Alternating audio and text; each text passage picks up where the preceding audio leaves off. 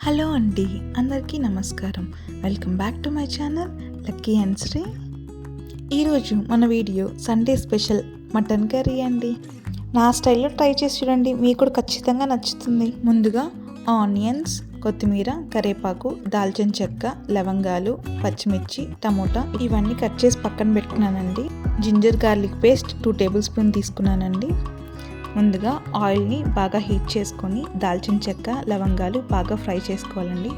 ఆ తర్వాత నేను కరివేపాకు యాడ్ చేశాను. కరివేపాకు కూడా బాగా ఫ్రై అయిన తర్వాత పచ్చిమిర్చి ఫ్రై చేసుకున్నాను. పచ్చిమిర్చి కూడా బాగా ఫ్రై అయిన తర్వాత ఆనియన్స్ గోల్డెన్ బ్రౌనిష్ వచ్చేంత వరకు ఫ్రై చేసుకోవాలండి. తర్వాత టమోటాస్ యాడ్ చేశాను. టమోటాస్ కూడా మంచిగా వేగిన తర్వాత జింజర్ గార్లిక్ పేస్ట్ వేసాను.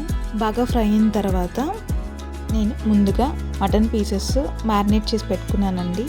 Salt, red chilli powder, mutton masala, ధనియా powder, turmeric, ginger garlic paste ఇవన్నీ బాగా మిక్స్ చేసి ముందుగా కలిపి పెట్టుకున్నానండి. ఇప్పుడైతే కొంచెం salt, red chilli powder add చేస్తున్నానండి. సరిపడా వేసుకోండి. నేను ఆల్రెడీ మ్యారినేషన్లో వేసి పెట్టాను కాబట్టి ఇప్పుడు కొంచెం లిటిల్ బిట్ యాడ్ చేస్తున్నాను. ప్రెషర్ కుక్కర్లో మటన్ పీసెస్ యాడ్ చేసి 8 to 10 విజిల్స్ ఖచ్చితంగా రావాలండి.